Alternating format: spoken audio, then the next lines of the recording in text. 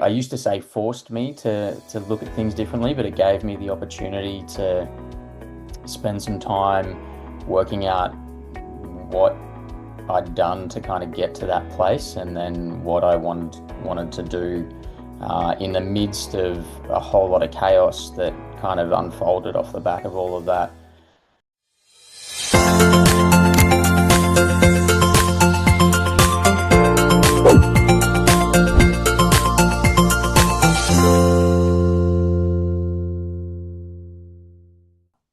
Let's welcome Sean to the show. Hi, Sean. Hi, Beatriz. Thank you for having me. It's great to be here. It's very nice for me to be so grateful with technology that we can be in the other sides of the world and we are talking like we are in the same room, and Absolutely. uh, and really sharing our humanity. That it's what both of us really want, right? Yeah. Um, Sean, one of the first questions that I usually ask is when you hear the expression of allow yourself, Mhm. what comes to mind? The first thing when I saw the title of the podcast that came to me was get out of your own way. So I think that has been a bit of a theme for me in recent years. A lot of the barriers that I found that I was putting in front of me were created by myself. So allow yourself kind of speaks to being able to move out of your own way and allow the possibility of what might be on the other side of that. Oh, it sounds so easy, right? To take out our limitations. But yeah, first we have to see them. So, how Hmm. did you manage? How did you discover it? That you were putting your own limitations? Because usually most of us think that the limitations are outside, the circumstances are the one who limit us. But Hmm. what happened that you realized that it's your own way that it's putting all the limitations and the boundaries? Yeah, I think it started back in 2019. There were a bunch of life events, everything from major injury to marriage breakdown, uh, kind of gave me the opportunity. I used to say forced me to look at things differently, but it gave me the opportunity to spend some time working out what I'd done to kind of get to that place, and then what I wanted to do in the midst of a whole lot of chaos that kind of unfolded off the back of all of that. And then as the world went into lockdown in 2020, I found myself like many other people with a whole lot of time on my hands and not much to do with that. So I remember quite vividly as I was locked down in Melbourne at the time, considering that if I didn't use whatever time this was going to present to us wisely, then there'd be a point at some point down the track where I would have wished that I had. So over that period of time, there was a lot of self-inquisition, I suppose. There was a lot of like asking myself, what am I doing and what do I do next? There was a lot of uncertainty in the world. Um, my role as an air traffic controller was kind of called into question because there were no aeroplanes flying around. So, yeah, it was a blank slate of sorts to kind of reflect on who I was as a person and who I wanted to be going forward. Who was I as a person? Um, it's a it's a question, right? That it has to happen. It usually comes to our mind when we are losing everything that we are used to, right? The marriage, the work, the health. Hmm. So it's like a it's like being in going through a mourning, right? Of Definitely. losing everything. That who am I without all that? At the Exactly. end of the day, who am I without all that? Yeah. So to get to that question, I call it in my case that God put me on my knees, no? So Mm. it's like a surrender, like, now what? No, now Yeah. what? And surrender was definitely a key word that came up. I realized, like, by the nature of my job as an air traffic controller, control is in the name. And I'd well and truly subscribed to that. And it helped me do, well, the illusion was that it helped me do my job well. It was only upon realizing that it had also constrained me in such a way that my field of vision was limited. I'd attached my identity to my role, as you say, to my relationship, to my health, to a whole bunch of other things that didn't exist at the time. And looking at that, it was, yeah, it was overwhelming grief.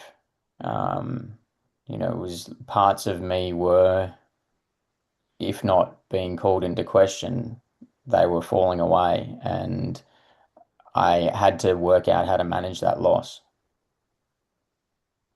Okay. And how did you flip it?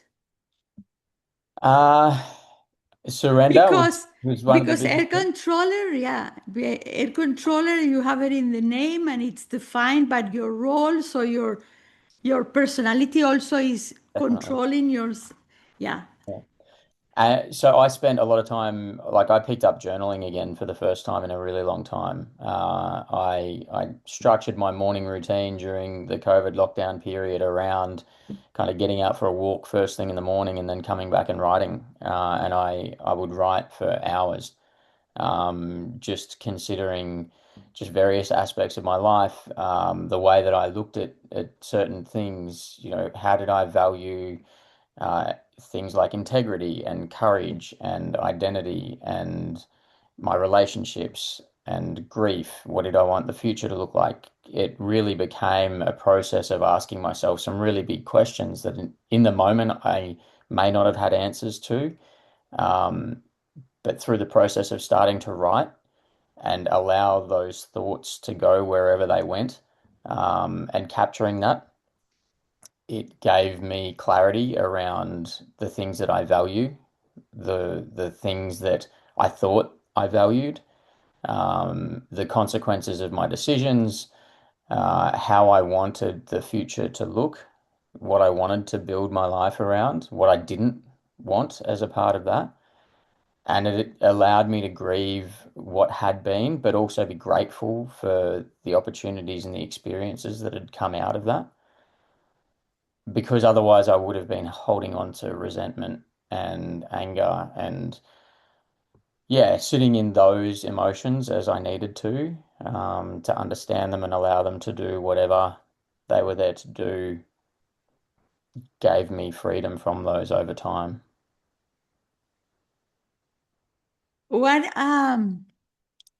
what a wonderful exercise is journaling, especially after walking, right? Mm, It's like it's like talking to yourself, mm, but then answering when you read it again because it's in a completely different perspective. It's hmm. not your head talking, it's like from outside, you took it out and then you can take it in and say, oh, did I really write that? Is this Yeah, really what I think? yeah. Because when we start writing and for hours, as you say, it's like we are pouring our soul out and we don't even realize that it's going through our mind because it's not. It's like, Hmm. right? It's like coming out and starting to see our conversation from with ourselves from a completely different point of view. But Hmm. it's it's not so easy to get to the point where you, in journaling, become grateful of everything that you have happened. How did you manage to unlearn and let it flow and overcome the resentment and the anger? Because in the process that of mourning, we usually go through anger and resentment and sadness and being by yourself. How did you manage to do that with that inner conversation? Yeah, I guess at some level I understood the stages of grief, as I guess we're familiar with. And so I knew that the anger would be there, and I also knew why. Um, I was doing a lot of reading. I enrolled in an online philosophy class. You know, I was trying to hit this from as many different angles as I could. Um, and I came across the concept of radical acceptance over that period, which to me, I guess I'm paraphrasing, but the message that stuck with me is that it was my responsibility to kind of take ownership of everything that had gotten me to that particular point in time. And it was also my responsibility around whatever happens next. So the good, the bad, and the otherwise that got me to that point had taught me so many lessons about myself, about other people, about the world. And I guess it was the gratitude came from the lessons that I was able to see in those experiences. You know, understanding that the person that I had grown to become may have run his course to some degree, but he'd done a pretty great job of surviving the things that were thrown at him to start with. So um, I remember a session with my therapist around the time that everything was kind of falling apart, and he suggested that I was reaching a point in my life where I could choose to do anything. It just then became up to me what that might look like. And that was completely overwhelming because I'd been doing what I thought was, you know, the right thing to do, I suppose, by the standard plan that we get put in front of us. By a lot of metrics, I was successful, and then that all kind of disappeared, and it was basically up to me to decide what happened next. Now that there's too many options at that point, and that kind of was an option that I kept coming back to, insofar as, okay, well, if that's where I'm going to take this, then what's important to me? Wow, that's amazing because to go from control, from the illusion, right, Mhm. of For sure. control, air control, you control the air, okay? Yeah. Let's the airspace. Yeah. Let's start from that. If we really stop and think, it's like I am Superman. I can control everything that goes outside Hmm. myself, and passing through that illusion of control, I call it flip it, to Hmm. see that you have no control of anything but yourself.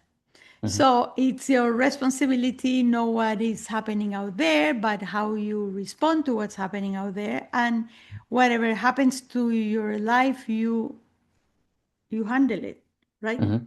It's Hmm. like how you're going to handle it. And then you say, after all this morning that you lost everything, so it's like, okay, now I have a white canvas in front of me, and uh, what colors do I want my life to be? And Yeah. where do I want to take my life? And what do I want to do? And it's brilliant. Really, I really think that's a brilliant step to see that I'm not I'm not defined by what I do. Hmm. Is I'm defined by who I am. Hmm. And Bob Dylan, all I can do is be me, whoever that is. Hmm. Um, so to start from scratch, that's like a white canvas for me, right? It's like starting from scratch of who I am, where do I want to go, with whom I want to go, all those definitions, and is very brave, but to be able to stop, even if the universe stopped you with the COVID, right? Mm. That it was like a appropriate time to stop you after you lost your marriage and Mm. and your health. Um, to see, to pause, because it's so hard to pause by ourselves. It's like the circumstances and the universe says, hey, that's not your way. Wait, wait, wait. You're going the wrong way. You have to stop, turn over, Mhm. turn around and go another way. No. Yeah, Mhm. Yeah. I remember my time. It was like I kept being so stubborn and going the same way. And it was like, hello, not this way. Don't be so stubborn. It's not Mhm. this way. This is not the way. This is not what I'm expected or I have planned for you. So it was hit after hit after hit after hit to yeah. just mhm. And I think the strange thing for me is because I enjoyed the work as an air traffic controller, it was always something that I got a buzz out of. It was something that I found fairly easy, which kind of flies in the face of a lot of the perception around it. But it was a job that I could find flow in, and you could see real-time feedback around how well you were doing because you could measure everything. You had to measure everything. Um, and there was this weird kind of positive reinforcement loop that was built into behavior that wasn't actually aligned to who I am supposed to be. Right. So I was succeeding at work. I was getting paid well. I was progressing through my career, through my life in a particular way that it was like, okay, this is what I'm supposed to be doing, and there's evidence that kind of supports that. And it wasn't until that was taken away that that pause is presented. You go, okay, well, there's also evidence that kind of suggests this isn't working. And that's slapped me in the face. Now, which way do I want to take this? Um, and it was only, if it wasn't for that break during COVID and de-identifying as an air traffic controller, among other things, that further down the line, when I was presented with opportunities that meant that I'd have to leave that as a career, without that pause in the middle, it would have made that a whole lot more difficult. So yeah, it's always the ability to join the dots in retrospect is, yeah, it's interesting, but being able to trust that the goal will become clear, the outcome will present itself if you keep moving in a different direction. It's now something that I work with my clients with, like just take a moment, slow things down. That's where the value is. And how did you start working with helping other people? So it was something that over the course of this kind of period of time, so beginning of 2019 through to towards the end of 2022, um, I started working with men's groups because I was learning all of this stuff about me. I had this kind of desire to learn as much as possible and connect with, other men who might be going through or have gone through similar experiences and kind of provide support to them and receive support from them, um, which led into facilitating men's groups in Melbourne over a number of years and really getting involved with that level of support. It was something that we could do online, so that was handy given the constraints of the time. And then over that period, just finding that I could offer value in that space because of my own personal experiences, because of previous relationships that had gone horribly wrong, being in situations where I had to make peace with things that were quite difficult to wrestle with. Being on the receiving end of abuse at times for periods of time and being able to support men where those conversations aren't common. Uh, and so fast forward a few years and presented with an opportunity to go and work in Antarctica, which would mean saying goodbye to my career in aviation. Um, I recognized that there was a need for a greater level of peer support on station, given how remote we were and the lack of support structures and opportunities that people normally have at home. So put that out there to the station community, and it was really well received, and people just having that space to kind of vent in a confidential way and feel the benefits from doing that. As I transition home, it was an opportunity to go back and study and focus on doing this full time. So got my counselling qualifications, started my own practice, and went back to Antarctica and went into counseling full time upon returning home. That's beautiful, right? When you can walk your talk. Yeah, When well, it's like I think that's probably the most important thing to me. Like before we started this morning, I mentioned leading by example, and that's been at the forefront of my mind for a long time now. Like during that self-reflective period, I found the need to there was a core values exercise that you could kind of narrow things down into what's really driving things. And during that exercise, my top two were integrity and freedom. And so they are always at the forefront of my mind these days, have been ever since. So the opportunity to go to Antarctica certainly tapped into the freedom aspect, the freedom to make my own decisions and not have those controlled by somebody else. And yeah, as a therapist, admitting that I haven't got all the answers here. Like I'm making progress just like everyone else is, but I can kind of see where you're at and understand genuinely and empathize with what you're going through and help you explore what your options are. And so that's been a really important thing. This isn't like in the therapy room, it's not about reading things out of a textbook or doing things that I know in theory. It's like, okay, this is where my practical approach comes in handy. These are the things that I have experienced, and here are a few options that maybe you haven't thought of yet that might be worth exploring.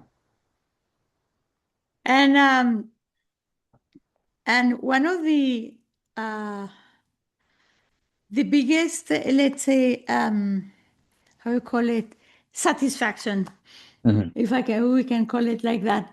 I don't know if it happens to you, but is that when you're in front of a client and supporting and a companion, is that you don't get stressed anymore with all those things. You can transmit the Hmm. peace and the calm that, okay, yeah, that's difficult, but you see, I already crossed the bridge. I'm on the other side. Hmm.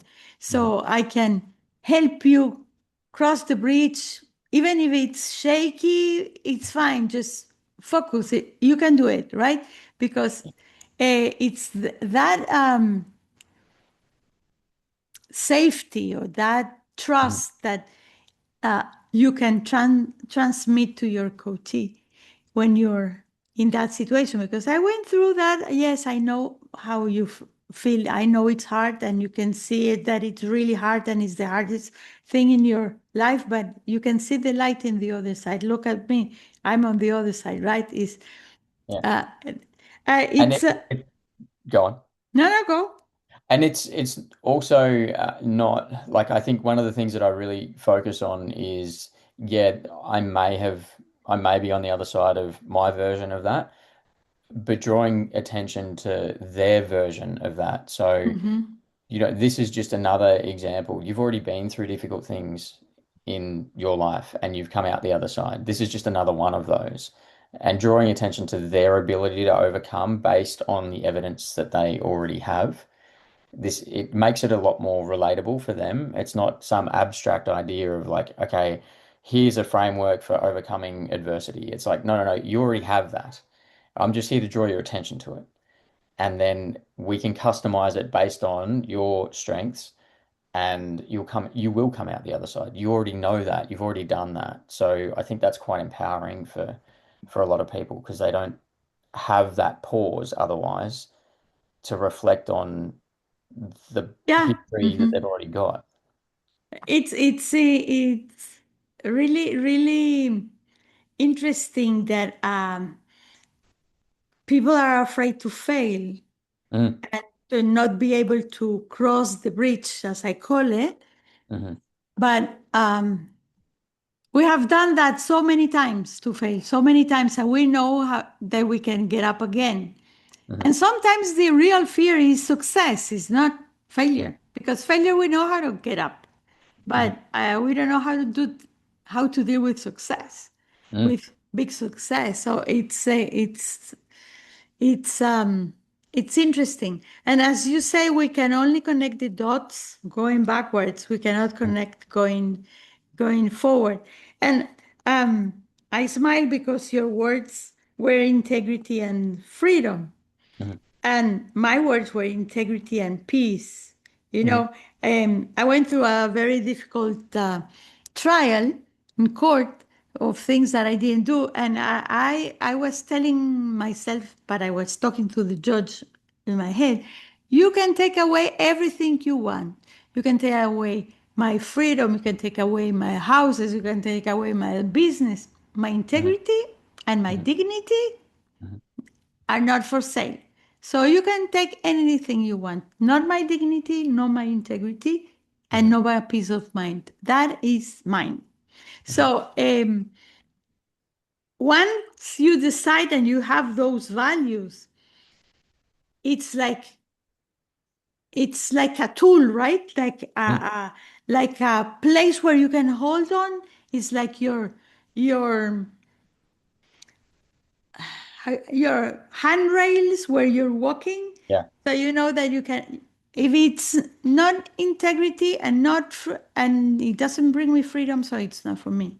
So you Yeah. Yeah. already know what is your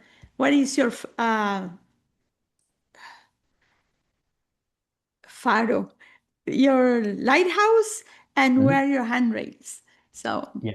Yeah, and it makes it very easy to then set boundaries and to deflect energy and any kind of influence that doesn't align with those, right? So people come into my life and I'm like, no, I like no offense, but like I don't need this in my life. Like, so you set standards, you hold yourself to those standards, and you get a little bit more comfortable. You know, it's the courage to be disliked in a way. It's like I'm living in alignment with my values, and it doesn't really matter what other people think of that if I'm acting with integrity and I can check in with myself to make sure that that's the case. I'm not just saying, oh yeah, I'm operating with integrity, but actually acting quite poorly. It's like, no, I'm just communicating appropriately, setting boundaries, applying boundaries, and what other people think of that is up to them. it reminds me an Argentinian author that it's called Fred Kaufman, that he was the COO, I think, of LinkedIn. Okay. And he used to say, it doesn't matter if I win or if I lose. What matters is how I played.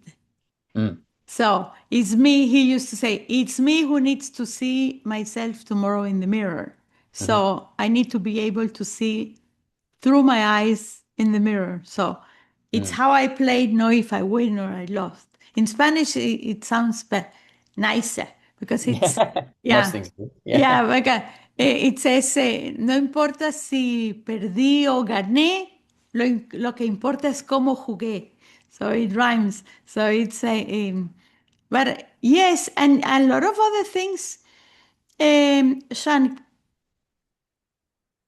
take away the value we used to give before, right? Like chasing money Mhm. and being seen as a person, like in their definition of success, the pleasing others, everything comes to a different perspective, right? Mhm.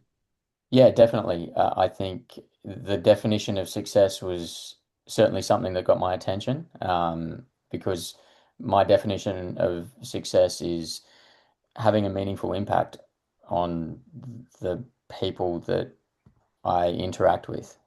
Um, and so that taps into the work that I'm doing. It's like my level of success isn't, financially driven. It's what what progress is the person sitting across from me making, and how can I help them along that way? And then every now and again, like, yeah, therapy can be a real struggle, because it's quite Mhm. uncomfortable. But if it's uncomfortable, it means you're doing something different. And if you're doing something different, well, that's likely going to move you out of this place, which is kind of why you're here.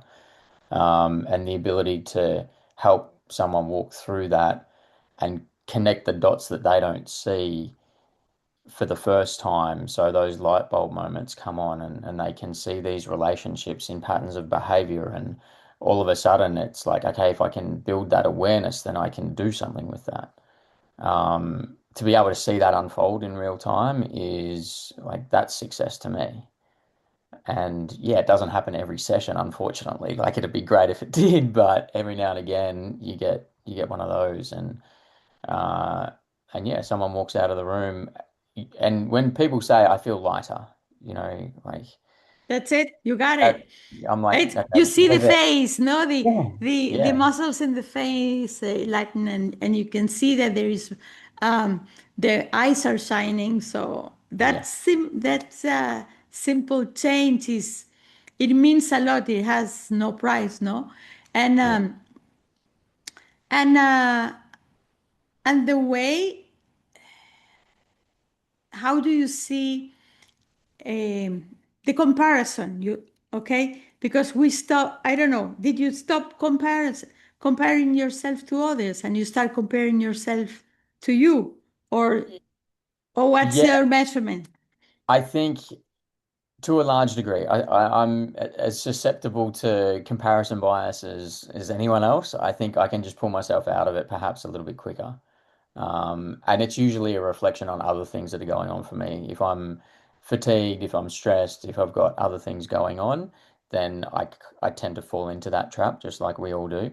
But then also having a point of reference that's my own. So yeah, being able to look back a couple of years and see where I was at, and then fast forward to today and seeing where I'm at and what I'm working towards, it helps that fall away a lot quicker.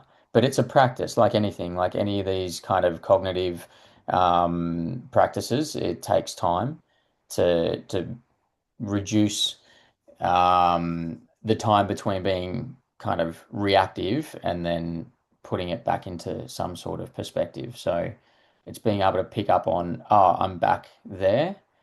Let's get out of here. Yeah, it's like if you really want to lose, compare yourself because each one has their own path, Mm, and that's the best way to get frustrated is mm, compare yourself to others. If you're comparing yourself to others, is to grow, to see what others are doing or studying, so you can mm. improve. Yeah.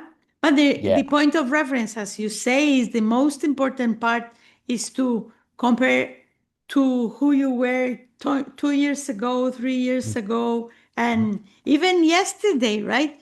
Because with each coachee and each person that you help, you grow because you yeah. learn something else. Is an interaction of, yeah.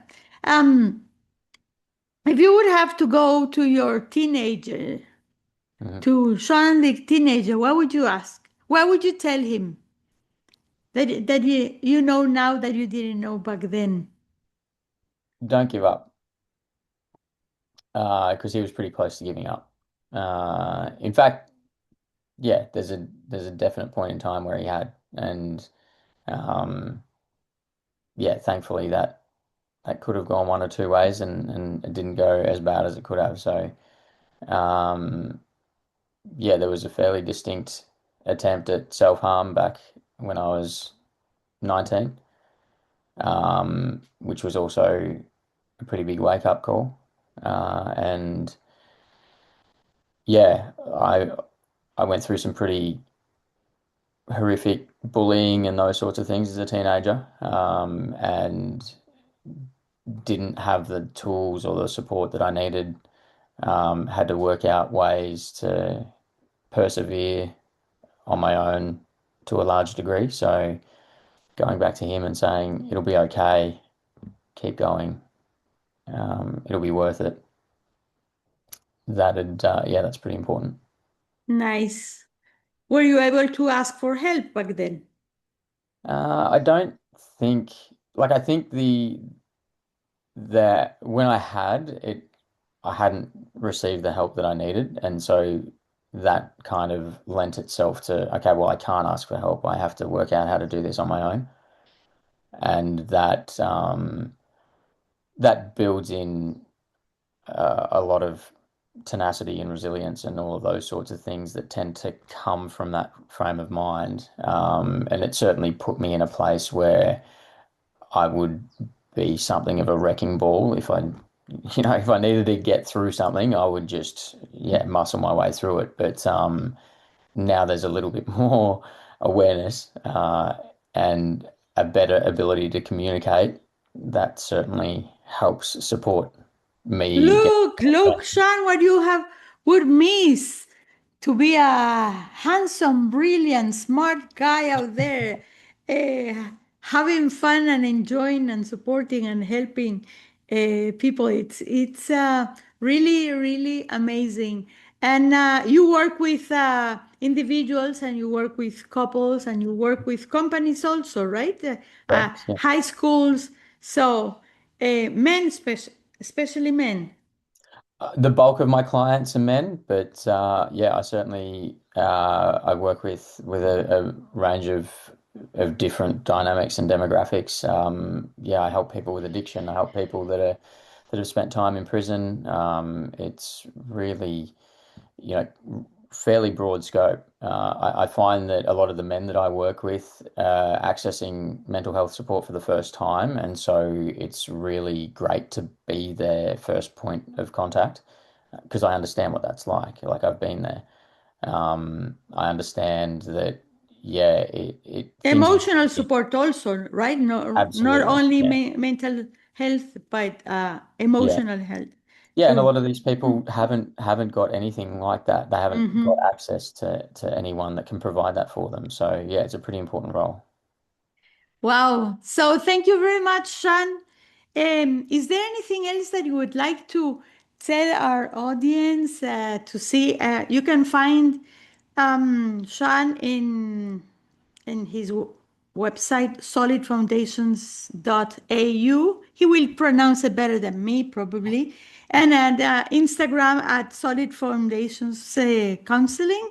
Mhm. Is there anything that you would like to add to our audience? What would you say? What advice? I just think that people that tend to come across conversations like this are on their own path to understanding things a little bit better, understanding themselves a little bit better. There are going to be bumps in the road, and that's part of it. I think if you keep going, you'll realize that yeah, the value is just a little bit further down the line. So, and it'll be worth it. The struggle is what makes the outcome um, even more enjoyable. Beautiful. Yes, you have the power and the responsibility to make your life as you want, and just to check, as you said, to check your thoughts, Hmm. that what you're thinking. I call it the story you're telling yourself. The Yeah. story, the thoughts you're thinking, are they helping you to live the life you want to live? Hmm. So, Yeah. in Yeah. one word, what would you take from today? Um,